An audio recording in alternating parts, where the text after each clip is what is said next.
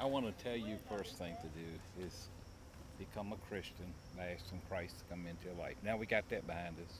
Now as a reporter, it's going to be hard for you to do because negativism sells.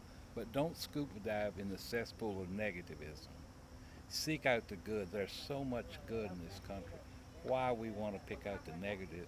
Because it sells, it sounds good, and we gravitate to it. But this is the greatest country in the world. I can authenticate that. I retired, good job, good family, 7 kids, 25 grand. They all working. I hate to 25 grandkids? 25 and 20 and 20 of them are girls. Oh my! Guess what I told my wife? With them 20 girls, if she catch me with a woman, that's a big lie. And this is one of your grandkids over here. That's Phyllis, right? That's, oh, no. You're right. No, you got a head big. Isn't she a beautiful woman? Yeah. Look at that. Hey, call the doctor. I'm at to get my wife's head shrunk so I can get back in this door because of Georgia's reporter. The reason y'all can tell I got 20 grandkids, and I learned something. Even when women are wrongly right, I found one wrong. Now I ain't got no teeth.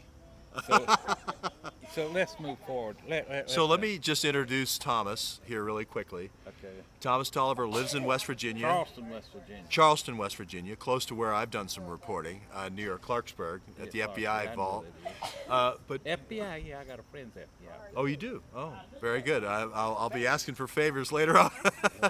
But the reason you'd love him. Go ahead. The reason why I just gravitated toward Thomas here by the fire in Columbus, Ohio, is Thomas works with mentors kids that their parents are in prison. So why don't you just tell me the program, and we're not trying to promote anything here, but I just thought it was such a good story.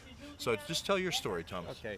For 30-some years, I've been going into prison, and I don't like to call myself preaching to them. I'd like to treat them like my own kids and mentor them and try them to rethink their thinking so that we'll come back to prison. But anyway, in the progression of time, I began to see these people had children, and that bothered me. You know, you're in prison and you got children. So with my wife's encouragement, I started an There's organization. Phyllis over there. She's just that's, listening. That's Phyllis who, y'all might say.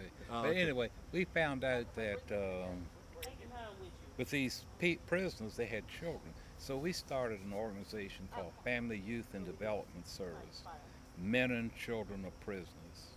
Go in and don't be critical, just don't be criticized. We don't really have a right to criticize. We also don't have a right to try to correct no one unless you get a relationship. And you've often heard it say, people want to see your heart before they hear your mind. Got that? Was it George? Yes. Yeah, all you people look like. I'm listening 100%. So what I want to